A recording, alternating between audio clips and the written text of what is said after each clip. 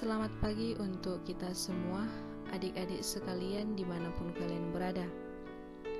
Adik-adik, sebelum kita memulai pembelajaran kita pada pagi hari ini, ada baiknya adik-adik di rumah terlebih dahulu mempersiapkan diri, mempersiapkan alat-alat pembelajaran kita, dan sekaligus berdoa.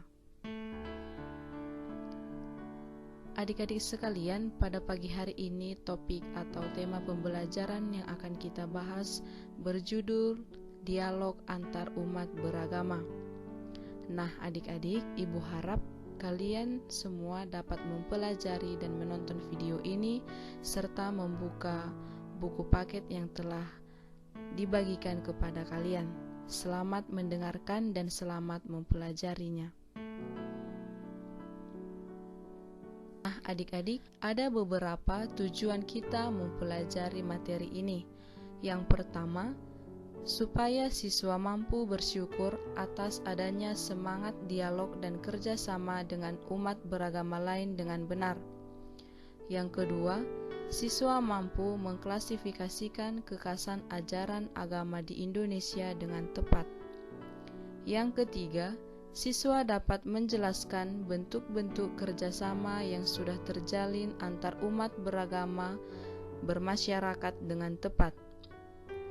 Siswa dapat menjelaskan ajaran gereja tentang makna dan hakikat dialog antar umat beragama dengan benar.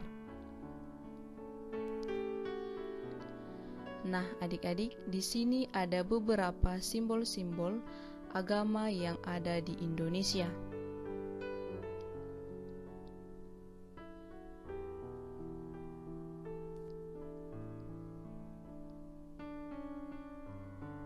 A. Memahami kekasan agama-agama di Indonesia. Yang pertama, kekasan agama di Indonesia yaitu agama Islam. Yang pertama, berwudulah dari rumah dan bukan di masjid. Yang ketiga, gunakanlah pakaian yang sopan dan nan suci. Yang ketiga, bacalah doa ketika keluar rumah. Yang keempat, gunakanlah sandal atau alas kaki lainnya dengan mendahulukan kaki kanan. Yang kelima, berjalanlah ke masjid dengan tenang. Yang keenam, membaca doa ketika masuk ke masjid. Dan yang terakhir, masuk ke masjid dengan mendahulukan kaki kanan.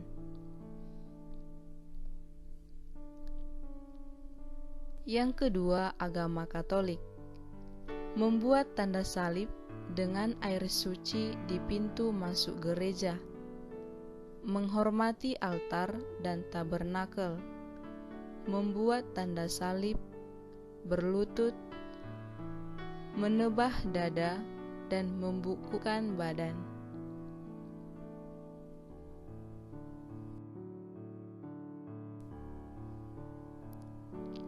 Yang ketiga, agama Buddha. Membersihkan badan dan pikiran, mencuci kaki dan tangan. Pada saat masuk dharmasala, harus melalui pintu samping, kanan maupun kiri, dan tidak diperkenankan memasuki dharmasala melalui pintu tengah. Di dalam ruang dharmasala, dianjurkan untuk berjalan sesuai arah jarum jam sebagai tanda jalan kebenaran. Yang keempat, agama Hindu. Tidak dalam keadaan cuntaka atau baru melahirkan, kematian, wanita datang bulan, bayi belum 3 upacara bulanan, dan lain-lain. Bersih lahir batin, sudah mandi, pakaian bersih dengan tata cara pakaian yang wajar untuk bersembayang, pikiran yang hening, tenang, tentram dan siap memusatkan pikiran untuk berbakti kepada Yang Maha Kuasa. Wanita yang rambutnya diurai tidak boleh masuk karena rambut yang diurai menyiaratkan keasmaraan atau biarhi, marah, sedih, dan mempelajari ilmu hitam. Dilarang berpakaian tidak sopan, dilarang dalam keadaan sakit dan mabuk, karena akan dapat membuat pura letih. Yang kedua, persamaan antar agama di Indonesia. A. Adanya pengakuan terhadap yang tertinggi. Yang tertinggi yang dimaksudkan adalah pribadi yang dipuji atau disembah sebagai Yang Maha Esa. Bagi agama Islam, pengakuan terhadap yang tertinggi disebut Allah. Bagi umat Protestan dan Katolik, yang tertinggi disebut dengan Allah Bapa. Bagi umat Hindu Bali, pengakuan terhadap yang tertinggi ini disebut dengan Sang Hyang Widi. Sedangkan bagi umat Hindu India, pengakuan terhadap yang tertinggi disebut Brahma. Bagi umat Buddha, pengakuan terhadap yang tertinggi ini disebut dengan Saga. Bagi umat Konghucu, pengakuan terhadap yang tinggi disebut Taiyan. B. Pengikut agama. Bagi umat Islam, mereka sebagai pengikut disebut sebagai muslimin, yaitu pria, dan muslimah disebut kepada wanita. Bagi umat Protestan dan Katolik, mereka sebagai pengikutnya disebut dengan Kristen. Akan tetapi, pada umumnya bagi agama yang Protestan disebut sebagai jemaat dan yang Katolik disebut dengan umat. Bagi umat Buddha, mereka sebagai pengikut disebut kaum Buddhis. Bagi umat Hindu, mereka sebagai pengikut disebut dengan umat Hindu. Yang berikut tentang ajaran iman agama. Ajaran iman agama Islam disebut dengan 6 rukun Islam, diantaranya Allah SWT, malaikat, Al-Quran, Rasul, hari kiamat, dan takdir ilahi.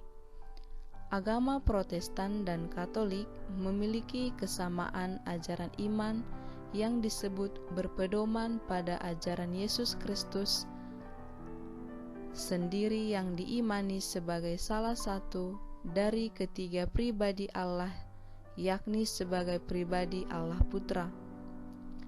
Agama Hindu juga memiliki ajaran iman, diantaranya moksa, samsara, dan karma. Agama Buddha memiliki ajaran iman atau kebenaran mulia, yaitu Dika Satya, Samudaya Satya, Nirodha Satya, Marga Satya. Ajaran iman Konghucu memiliki ajaran iman yang disebut dengan Ba Cheng Chen Gui.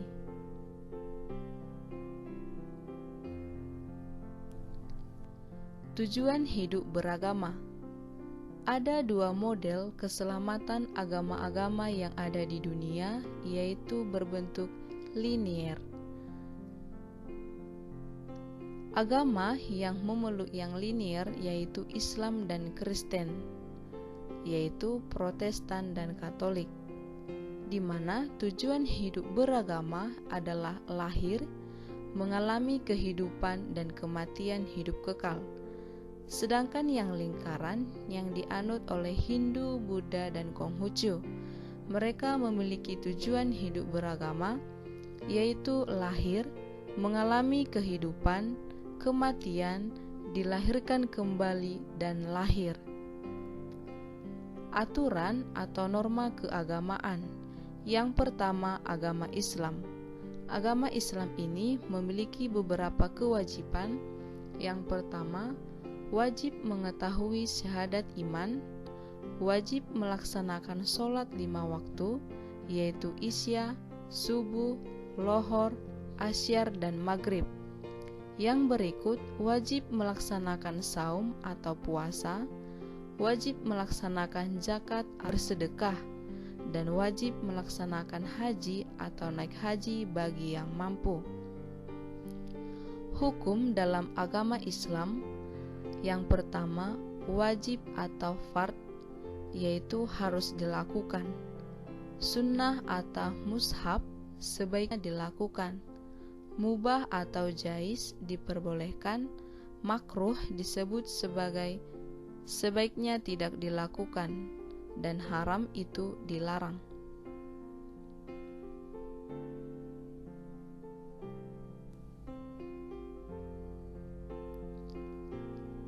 Yang kedua, agama Buddha. 5 hukum dalam agama Buddha disebut dengan panca niyama. Yang pertama, utu niyama atau hukum musim. Yang kedua, bija niyama yang disebut dengan hukum biologis. Yang ketiga, kamma niyama disebut dengan hukum karma. Dhamma niyama disebut dengan fenomena alam. Dan yang terakhir, citta niyama disebut dengan hukum psikologis. Agama Kristen, yaitu Kristen, Protestan, dan Katolik. Ada 5 perintah dalam gereja Katolik yang harus dipatuhi. Yang pertama, rayakan hari raya disamakan dengan hari Minggu. Ikutilah perayaan Ekaristi pada hari Minggu dan hari raya yang dijanjikan, dan janganlah melakukan pekerjaan yang dilarang pada hari itu. Berpuasalah dan berpantanglah pada hari yang ditentukan. Mengaku dosalah sekurang-kurangnya sekali setahun, dan sambutlah tubuh Tuhan pada masa Paskah. Yang berikut, agama Hindu. Ilmu hukum dalam agama Hindu adalah dharma, di mana yang pertama, dharma mengandung pengertian norma. Yang kedua, dharma ini mengandung pengertian keharusan yang dianggap dapat dipaksakan dengan ancaman saksi atau denda. Yang berikut adalah tokoh ilahi dan kitab suci. Agama Islam, tokoh ilahinya adalah Muhammad SAW dan kitab suci disebut dengan Al-Quran. Tokoh agama disebut dengan kiai, ulama, habib, dan ustadz. Hari raya keagamaan agama Islam yaitu Idul Fitri, Idul Adha, Maulid Muhammad SAW, dan Isra Miraj. Agama Protestan, Yesus Kristus yang disebut dengan kitab sucinya Alkitab, tokoh agamanya yaitu pendeta. Hari raya keagamaan yaitu Natal, Paskah, kenaikan Yesus, dan Pentakosta. Katolik yang dipercayai adalah Yesus Kristus. Kitab suci adalah Alkitab. Tokoh agama meliputi hierarki yaitu uskup, imam, dan diakon, dan biarawan-biarawati. Hari raya keagamaan Natal, Paskah, kenaikan Yesus, dan Pentakosta.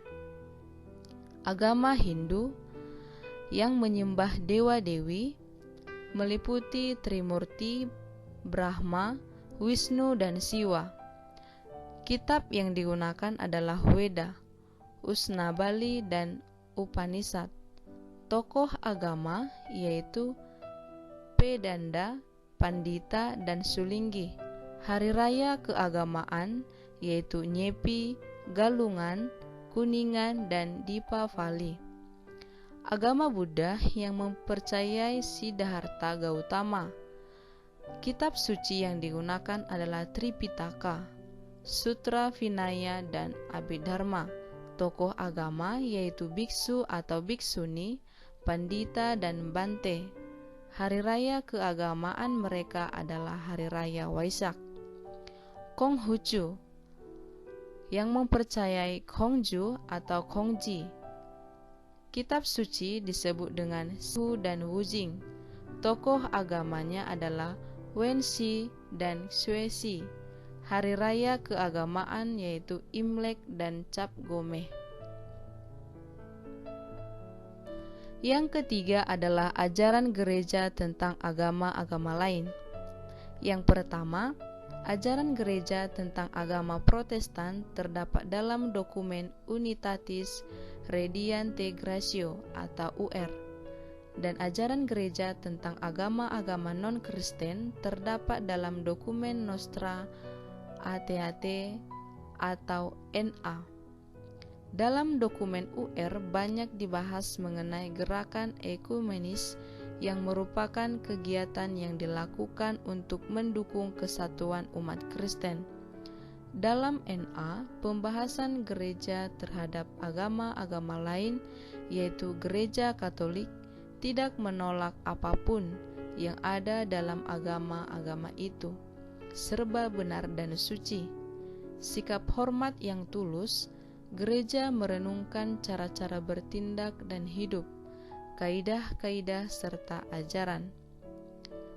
Pandangan gereja terhadap agama Islam yaitu sikap menghargai mereka yang menyembah Allah satu-satunya yang hidup, penuh belas kasihan dan maha kuasa, pencipta langit dan bumi yang telah bersabda kepada umat manusia. Islam tidak mengakui Yesus sebagai Allah, melainkan menghormatinya sebagai nabi. Mereka juga melaksanakan hal berpuasa dan bersedekah. Nah, adik-adik sekalian, sebagai kesimpulan dari pembelajaran kita pada pagi hari ini ada 3. Yang pertama adalah memahami kekasan agama-agama di Indonesia penting, karena dengan itu setiap orang mengenal dan mengetahui kekasan agama yang mereka anut. Terjalinnya saling menghargai dan menghormati antara setiap pemeluk agama akan menciptakan hidup yang rukun dan damai. Yang ketiga, persamaan konsep kehidupan dalam agama, bahwa manusia itu berhak di atas semua yang terdapat di dunia. Manusia bertanggung jawab untuk menjaga kepentingan semua benda hidup.